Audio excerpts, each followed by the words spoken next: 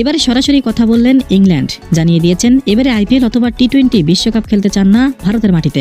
বাংলাদেশ ও মুস্তাফিজুর রহমান ইস্যুতে তোপের মুখে পড়েছে ভারতের বিসিসিআই ও আইসিসি। দর্শক, বিস্তারিত রিপোর্টে দেখুন।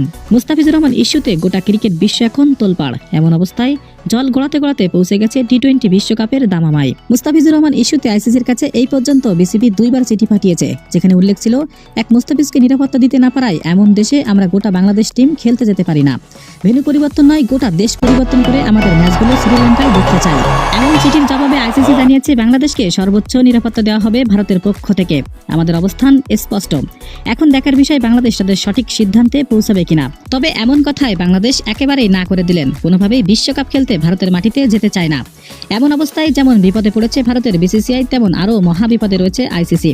ইতিমধ্যে আইসিসি ও বিসিবির মধ্যে আলোচনা চলতেছে বাংলাদেশ বিশ্বকাপ খেলা নিয়ে।